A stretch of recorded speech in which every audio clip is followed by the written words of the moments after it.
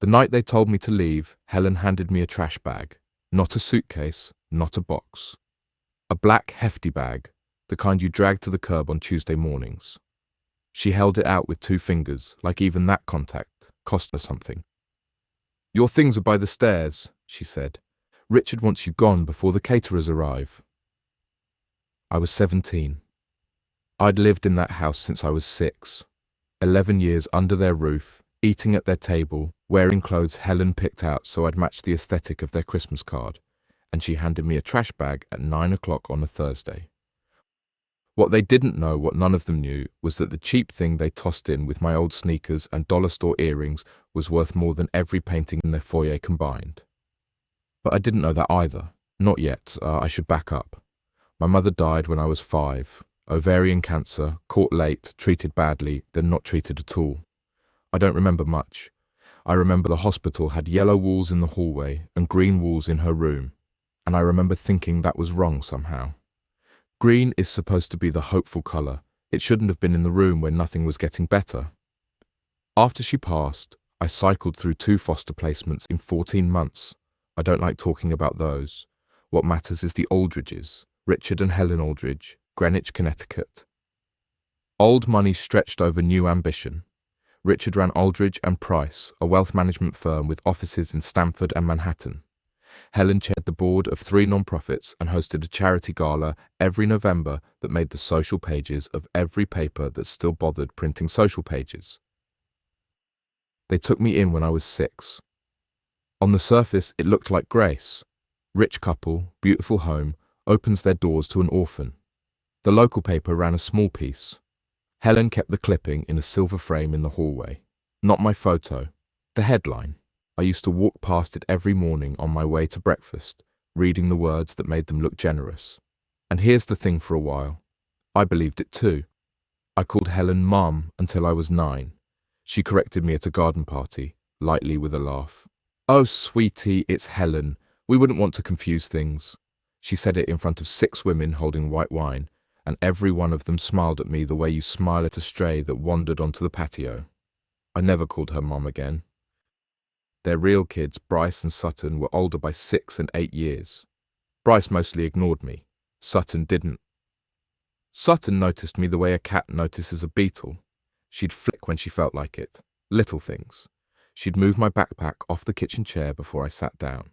She'd talk through me at dinner like I was a draft from a window.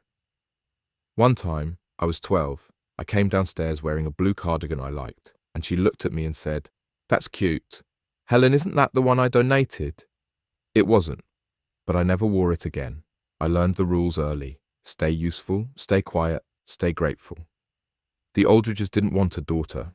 They wanted evidence of their decency, and for 11 years I gave them that. My real mother left me one thing, a jewellery box. It was small, wooden, chipped at the corners, faded blue velvet inside. It had a tiny brass ballerina that was supposed to spin when you opened the lid, but the spring broke years ago, so the ballerina just stood there, mid-turn, frozen. I kept it on my nightstand every year I lived in that house. Sutton called it junk once. Helen suggested I store it somewhere less visible. I ignored both of them. It was the only object in my life that belonged to me because someone loved me. Everything else I owned was charity. The night they kicked me out, I almost left it behind. Helen had sent the housekeeper to pack my things while I was at school. By the time I got home, the hefty bag was already sitting at the foot of the stairs, like something that needed to go out. The jewellery box was shoved in between a crumpled hoodie and a pair of flats with the soles peeling. I grabbed the bag, walked out. Didn't cry, not because I was strong, but because something in me had already left that house a long time ago. The rest of me was just catching up. I couch surfed with a girl from school for 2 weeks.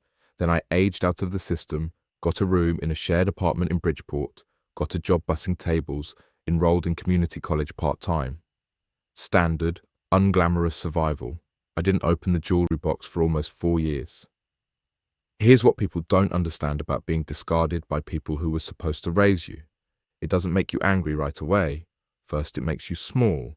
You shrink into the version of yourself that asks the least questions and takes up the least space. Anger comes later, after you've survived long enough to realize you deserved more room. I was 21 when I opened it. I was cleaning the shelf above my radiator in the apartment I'd moved into, a loner studio in New Haven, near the campus where I was finishing a degree in data systems. My hands were dusty, I picked up the jewelry box to wipe under it, and the bottom panel shifted. It had never done that before. I turned it over, pressed the corner. A thin wooden slat slid sideways, and behind it was a recessed cavity, maybe half an inch deep. Inside that cavity, pressed flat, wrapped in a square of wax paper, was a microchip. Not a thumb drive, not a memory card. An actual chip, small, dark, slightly corroded on one edge, the kind you'd find soldered into old commercial hardware. Next to it, folded tight, was a scrap of paper with my mother's handwriting. I recognized it from the only birthday card I had from her. 6 words, for Clara, when you're ready. I sat on the floor for 20 minutes holding that chip. My radiator clanged. The neighbor upstairs was watching a game, and I was sitting cross-legged on cold tile, looking at something my dead mother hid for me inside a broken ballerina music box. I had no idea what was on it. The edge corrosion worried me. For all I knew, it was dead. But something had shifted, not just the panel, something in the architecture of my life. Because my mother, a woman who died with almost nothing, who I'd been told had nothing, had hidden something she thought I'd need someday, and the people who raised me had thrown it in a trash bag. I spent 3 weeks trying to read the chip. The corrosion was worse than it looked. 2 data recovery shops told me it was toast. A third, a small operation in a basement in Hartford, run by a guy named Mo, told me he could pull a partial image if I gave him time and $200 I didn't really have. I gave him both. What came back was fragmented, corrupted file clusters, broken headers, half-readable audio. Mo managed to reconstruct one audio file 11 minutes, heavily degraded, but audible if you listened in a quiet room with good headphones. It was a phone call. 2 voices. One was Richard Aldridge. The other was a man I didn't recognize, calm, older, with a clipped professional cadence. They were discussing my mother, not with sympathy, with logistics. The parts I could hear clearly, maybe 6 of the 11 minutes were enough. Richard was talking about a shareholder agreement. My mother had held shares in a private medical technology startup, a company called Veradigm. She'd been an early investor, small stake, but real, and those shares, after her death, were supposed to transfer to her estate, to me. The other man, who I'd later learn was Gerald Price, Richard's business partner, was explaining how to quietly absorb those shares through a guardianship trust that never gets audited. Richard's exact words, the fragment that came through clean enough to write down. The girl doesn't know. She'll never know. Mara's dead, the paperwork is filed, and no one's going to dig through a foster kid's estate. Then Gerald. And the treatment? If anyone asks, Richard. No one's asking. We moved her to palliative 3 months before she went. It's documented as her choice. Silence. Then Richard again. It's handled. I played that file 9 times. My hands were shaking by the 3rd. By the 9th, they were still. They didn't just take me in to look generous. They took me in to keep me close, to make sure I never went digging, to make sure the orphan stayed grateful and stupid and quiet while they sat on shares they'd stolen from a dying woman, my mother, who they may have helped die faster. That last part, the part about moving her to palliative care early, about stopping her treatment, I couldn't prove. Not from one corrupted audio clip, but I felt it in my chest like a fracture line in old glass, the kind you don't see until light hits it right. I didn't go to the police. I thought about it. I sat in a parking lot for 40 minutes with my phone in my hand, the non-emergency number pulled up, my thumb hovering. But I knew how that would go. A 21-year-old foster kid with a corroded chip and a partial audio file going up against Richard Aldridge, whose law firm had partners that golfed with state prosecutors. They'd bury it. And then they'd know I knew. So I did something else.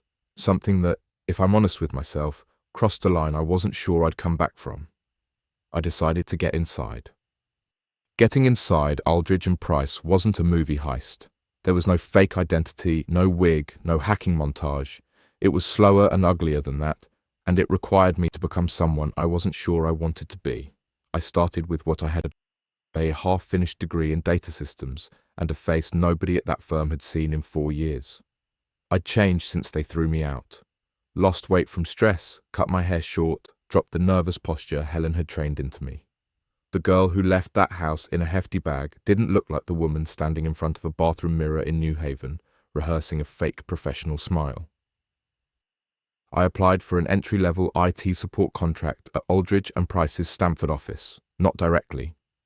I went through a third-party staffing agency that rotated temp workers through corporate accounts. My name on the application was Clara Manson, my mother's maiden name. The Aldridges had never bothered to learn it. That tells you everything.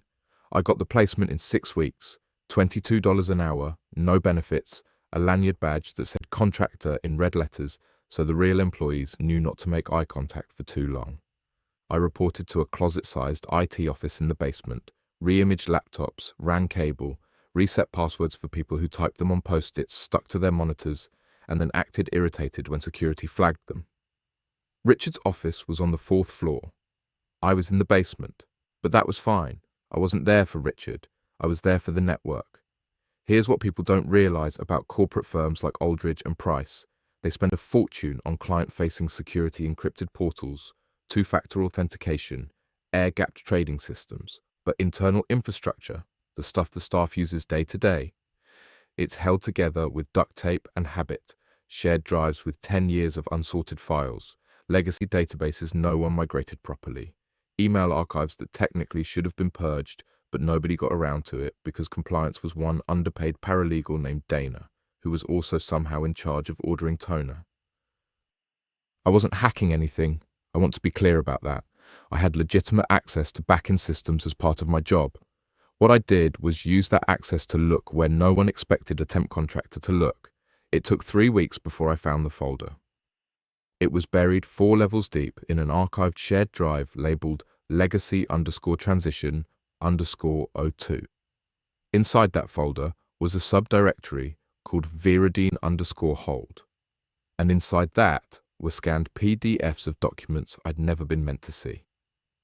My mother's original shareholder agreement with Viridine, a transfer of interest form unsigned by her, signed by Richard as court-appointed guardian of estate, a guardianship filing that listed me as a dependent minor with no independent legal counsel, and a valuation report from 9 years ago that priced my mother's Viridine stake at $1.2 million.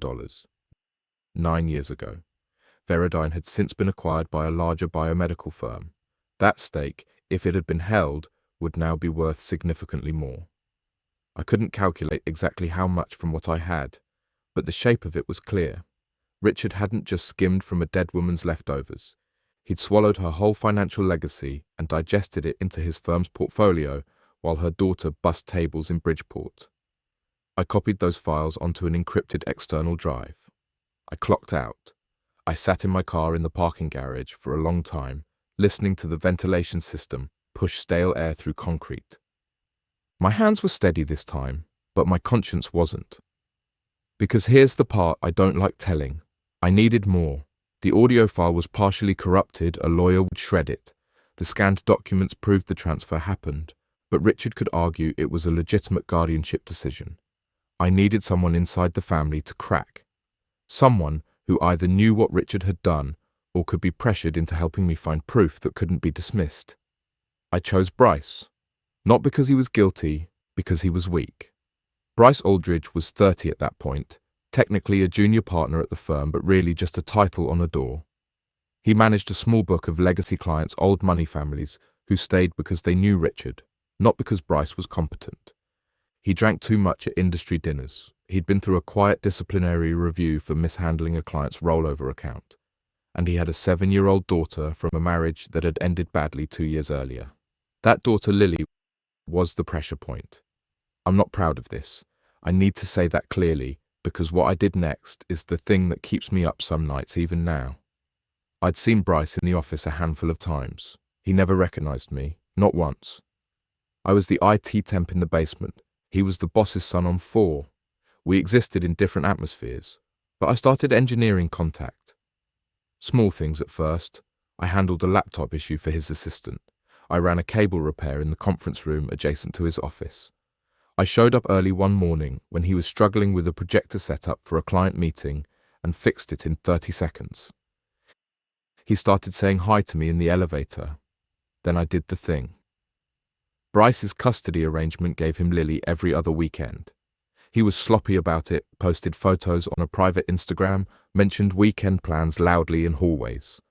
Through nothing more than paying attention, I knew which weekends were his, which parks he took her to, which pizza place they went to on Saturday nights.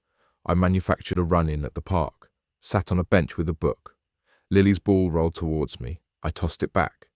Bryce walked over, recognized me from the office, and we talked for 10 minutes while Lily chased pigeons. Over the next month, I built a careful, deliberate friendship with Bryce Aldridge. Not romantic, that would have been too obvious and too risky. Just proximity, reliability. I became the person who listened when he complained about his father's expectations, the person who grabbed coffee with him on Thursday afternoons when the office emptied out early. And then, once I had his trust, I used his daughter. Not directly, not cruelly, but I used her. I told Bryce over coffee, casually, like it had just occurred to me that I'd heard through the staffing agency that the firm was under preliminary review for a compliance flag. Nothing specific, I said. Probably routine, but given his custody situation, given how closely family courts scrutinize financial stability, even an internal investigation could generate paperwork that his ex-wife's attorney could use against him. It was a lie. There was no compliance review. I invented it, and I watched his face change, watched the color leave it, and I felt something cold settle in my stomach that I still haven't fully named. What kind of flag? He asked. I don't know details, I said, but if there's anything in legacy accounts that's not clean, it might be worth getting ahead of it. Quietly. Bryce didn't sleep for 3 days. I know because he texted me at 2 a.m. twice. By the end of the week, he came to me with something he said he'd always had a bad feeling about. A second audio file, this one clear, uncompressed, pulled from a backup archive of Richard's old desk phone system that Bryce had access to because Richard never changed his credentials. On that recording, Richard and Gerald Price discussed in specific, dated, unmistakable detail how they had pressured my mother's hospice provider to transition her to comfort-only care 6 weeks ahead of her oncologist's recommendation, how they had used their guardianship filing to freeze her financial decisions during that window, how they had used that freeze to execute the share transfer before she died, while she was too sedated to contest it. They didn't just steal from a dead woman, they shortened her life to do it. I sat in my car with that file on a drive in my lap, and I didn't move for an hour. The parking garage had that hollow concrete sound. Every footstep from 3 floors away echoed like a marble dropped in a cathedral. Someone's car alarm went off and stopped. A pipe ticked somewhere above me. I had everything now.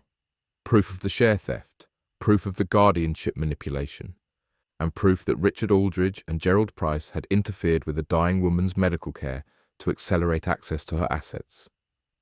I could go to the police, I could go to the SEC, I could go to a lawyer, but I didn't want justice delivered through a system Richard had been buying drinks for since before I was born. I wanted him to watch it happen, in front of everyone who'd ever shaken his hand and called him a good man, and I knew exactly where to do it. The Aldridge Foundation Charity Gala, November 14th, the Whitfield Grand Ballroom in Stamford, 400 guests, live auction, open bar, a photographer from Connecticut Magazine, 2 local news crews covering the non-profit angle, and a live feed projection system I knew intimately because I'd been the one contracted to configure it 3 weeks earlier. I quit the staffing agency the Monday before the gala, returned my badge, cleared out the basement office. No one noticed. Temps disappear all the time. That's the point of temps. But I kept one thing, a remote access credential for the AV system I'd configured. It was a backdoor I'd built during setup, a maintenance login routed through an external relay. Nothing sophisticated, just a door left slightly open by the person who'd installed the lock. The week before the gala, Bryce called me. "Clara," he said, and his voice had that thin, cracked quality it got when he'd been drinking. "I need to know something. What are you going to do with that recording?" I was standing in my kitchen. The faucet dripped. I could hear Lily singing in the background on his end some cartoon theme song, off-key and happy. "I'm going to make sure the right people hear it," I said. Clara, my daughter, isn't part of this. If this goes public, my father goes down, the firm goes down, my custody. Your father stole from a dying woman, Bryce. He might have killed her faster to do it. That woman was my mother. Silence. Lily's singing got louder, then faded, like she'd moved to another room. I didn't know, he said. I swear I didn't know what he'd done. I believe you. Then don't do this to Lily. I closed my eyes. The faucet dripped. I'm not doing anything to Lily, I said. I'm doing it to the people who did it to me. I hung up, and I stood there in my kitchen for a long time, and I thought about a 7-year-old girl singing off-key in another room while her father's hands shook, and I thought about how I'd put that shaking there. I told myself it wasn't the same. I told myself Lily would be okay. I told myself Bryce was collateral, not a target, and collateral recovers. I told myself a lot of things. November 14th, 6:18 p.m. I sat in my car outside the Whitfield Grand Ballroom, watching people I used to serve dinner to walk through the front entrance in gowns and tailored suits. I recognized faces. Helen's friends from the garden party circuit, Richard's golf partners, Sutton. I spotted her getting out of a black Audi, hair blown out, wearing emeralds that probably cost more than my apartment's annual rent. She handed her keys to the valet without looking at him, same way she used to hand me things. Like the transaction was beneath the effort of eye contact. I was wearing a black dress I'd bought at a consignment shop in New Haven. $44, it fit well enough. I'd done my own hair, my own makeup. I looked like someone who might belong at this event if you didn't look too closely. And nobody at an event like this ever looks closely at someone who isn't already somebody. I walked in at 6:31. The lobby smelled like lilies and floor wax. Registration table, name tags in calligraphy on thick cream cardstock. I didn't have one, but I'd learned something useful during 11 years in that household. Confidence in the right posture buys you more access than any invitation. I picked up a program, took a glass of sparkling water from a passing tray, and walked through the ballroom doors like I'd been expected. 400 chairs, round tables with white linens, a stage at the far end with a podium, a projection screen the size of a garage door, and the AV system I'd wired myself 3 weeks ago. I could see the control rack tucked behind a curtain stage left. The little green power light was on. My phone was in my clutch. On that phone was the remote access app connected to that AV system. And on an encrypted cloud link loaded into that app was the clear audio file Richard and Gerald Price discussing my mother's accelerated death and the share transfer they'd executed while she was dying. I'd also cut together a 4-minute visual package, nothing fancy, my mother's photo, her original Viridine shareholder agreement, the forged transfer document with Richard's signature, the guardianship filing, the hospice transition date next to the oncologist's recommended timeline, showing the 6-week gap, clean, dated, unambiguous, the kind of thing that makes a compliance officer's hands go cold. All of it queued, all of it ready. I sat at a table near the back. A woman next to me introduced herself as someone's wife from Westport. I smiled and said I was with the foundation. She didn't ask which one. Nobody asks follow-ups at these things. They just need a sentence to file you into a category, and then they move on. Dinner was salmon and asparagus with a lemon butter sauce. I didn't eat. The butter smell mixed with the lilies and the body heat from 400 people, and it made the air feel thick and slow. I drank water, and I watched the stage. Richard spoke at 7:45. He looked the same, older, a little heavier in the face, but the same carved smile, the same boardroom baritone. He talked about the foundation's mission, education access for underserved youth. The irony was so precise it felt engineered by someone with a crueler sense of humor than mine. Helen sat in the front row, nodding at everything he said like she was conducting him. Sutton sat beside her. Bryce was 3 seats down, and even from the back of the room I could see his leg bouncing under the table. He knew I was here. I hadn't told him I was coming, but he knew. I could feel it in the way he wasn't looking around. He was doing that thing anxious people do, holding himself very still to keep from falling apart. The live auction started at 8:15. Paintings, vacation packages, a meet and greet with some retired news anchor. The projection screen was active, cycling through lot images. The AV system I'd configured was running exactly as designed. I opened my phone under the table. One tap to connect, one swipe to load the package, one press to send it to the screen. My thumb sat on that button for what felt like a full minute. Probably it was 10 seconds. But inside those 10 seconds, I lived several different futures. In one, I pressed it. The screen cut from a watercolor landscape to my mother's face. The audio played over the ballroom speakers, Richard's voice, Gerald's voice, discussing her death like a line item. 400 people heard it. The local news cameras caught it. Richard's face went white. Helen's hand went to her mouth. Sutton stared at the screen and didn't move. And I sat in the back of the room and watched everything they'd built come apart in real time. In another future, I put the phone away, walked out, took it to a lawyer on Monday, let the system do what systems do, slowly, formally, with depositions and settlements and sealed records that nobody ever reads. In another future, I did nothing, went home, put the jewelry box back on the shelf, let the dead stay dead and the living stay comfortable. I pressed it. The screen didn't glitch, it didn't stutter or buffer, it transitioned clean, 1 second showing a framed auction lot, the next showing a photograph of my mother, Mara Manson, 31 years old in that picture, dark hair, tired eyes, the kind of smile people give when they're trying to make the person taking the photo feel better about taking it. A murmur started in the room, low, confused. People looking at each other, looking at the stage. A tech volunteer near the curtain reached for the control rack, but the system was running off my remote feed now. His inputs weren't going to override it. Then the documents came up, one by one, slow enough to read. The shareholder agreement, the transfer form, the guardianship filing, the hospice dates side by side with the oncologist's timeline. The murmur got louder. Then the audio played. Richard's voice filled that ballroom like a weather system. Every corner, every table, every champagne glass vibrating faintly on every white linen surface. His voice, that confident, measured, boardroom-grade instrument, saying words he never thought would leave the room they were spoken in. The girl doesn't know. She'll never know. Gerald's voice. And the treatment? Richard. We moved her to palliative 3 months before she went. It's documented as her choice. 400 people heard it. The 2 news cameras were rolling. I could see one operator adjusting his angle towards the screen, the other swinging toward Richard's table. Richard stood up. He didn't run. I'll give him that. He stood, and he looked at the screen, and his face did something I'd never seen before. It emptied. Not shock, not anger.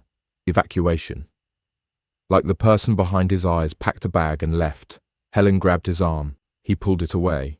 Not violently, mechanically, like a reflex he didn't know he still had. Sutton was frozen, mouth open, phone in her hand, but not raised. She looked like someone who'd walked into a room and found the floor missing. And Bryce. Bryce was looking at me, across the ballroom, through 400 heads turning and murmuring and reaching for phones. Bryce Aldridge was staring directly at me with an expression I can only describe as someone watching a building come down that they'd handed the dynamite for. I held his gaze. I didn't smile. I didn't nod.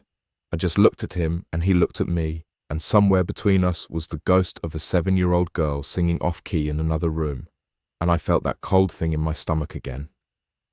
The next 90 seconds were chaos in slow motion. The event coordinator killed the main speakers, but the audio had already played through twice. Security moved toward the AV rack. Someone pulled the projector's power cable. The screen went dark, but 400 phones were already lit up. People were recording. The news crew was already on their feet, moving towards the stage, toward Richard, toward Helen. Richard tried to speak. He leaned into the podium microphone and said, "This is a malicious disruption." And then someone in the back shouted a question about the hospice dates, and his voice just stopped, like a motor seizing. I stood up, walked out through the lobby, past the registration table with its calligraphy name tags, past the lilies, past the valet stand. The November air hit me like water, cold, clean, tasteless. I got in my car and drove 3 blocks to a gas station and parked under the fluorescent awning and sat there with the engine running. My hands weren't shaking. That bothered me more than anything. The aftermath moved fast. The Connecticut news stations ran the story that night. By morning, it was on regional feeds. By the following week, an investigative reporter from Hartford had filed a FOIA request on the guardianship filing. The state attorney general's office opened a preliminary inquiry. Aldridge and Price issued a statement calling the gala incident a targeted attack using manipulated materials. But the audio forensics came back clean within 10 days. No manipulation, no edits, just Richard's voice saying what Richard's voice had said. Gerald Price resigned from the firm before Thanksgiving. Richard hired a defense attorney, a serious one, from New York, and stopped appearing publicly. The foundation suspended operations pending internal review. Helen was photographed leaving their Greenwich house with 2 suitcases and a face like a closed door. Sutton called me once. I don't know how she got my number. She said 3 words, "You destroyed us," and hung up. I saved the voicemail. Not because I needed it, because I wanted to remember what her voice sounded like when she finally saw me. The Viridine shares were the subject of a separate civil action. My attorney, a woman I found through a legal aid referral who turned out to be brilliant and relentless, filed a claim for recovery of the estate assets. The case settled in 4 months. I can't name the amount because of the agreement, but I can say this. I never have to work again if I don't want to. I bought a house, not a mansion, a 3-bedroom colonial in a quiet town in Vermont. Green shutters, a yard with 2 maple trees that go orange in October. I have a reading chair by a window that faces east, and in the morning, the light comes through so clean, it makes the dust motes look like they're floating on purpose. I put the jewelry box on the windowsill. The ballerina still doesn't spin. I don't fix it. I like her the way she is mid-turn, frozen, waiting for a song that ended a long time ago. But here's the part the story's supposed to leave out. The part where the victory music would swell if this were a movie and the credits would roll while the audience felt warm and satisfied. Bryce stopped speaking to me. Not dramatically, not with a phone call or a letter or a confrontation. He just stopped. The texts went unanswered. The number eventually disconnected. I heard through a public records search that his custody arrangement was renegotiated. His ex-wife's attorney cited instability in the paternal family's financial and legal standing. The exact thing I'd warned him about, the lie I'd used to crack him open. Except it wasn't a lie anymore. It had become true. I'd predicted a disaster that I then caused, and the shrapnel hit the one person I'd told myself was collateral. Lily, 7 years old, singing off-key in another room while I calculated the angle of her father's destruction. I tell myself, she'll be okay. Kids are resilient. People say that like it's a fact and not a prayer. I was a kid once, I was resilient. And I still woke up every morning in a house where nobody loved me and called it survival. Some nights I sit in the reading chair and the house is so quiet I can hear the maple trees moving outside, and I think about my mother hiding that chip in a ballerina music box because she knew. She knew what they were, she knew what they'd done, and she couldn't stop them. So she left the truth in the only place they'd never look inside something they thought was worthless, and they let me keep it. They threw it in a trash bag with my dollar store earrings and my peeling flats, and they let me walk out with the one thing that could burn them to the ground. That was their biggest mistake. But some nights, the quiet ones, the Vermont ones, the ones where the light is gone and the house is big and the maple trees sound like breathing, I wonder if it was mine too.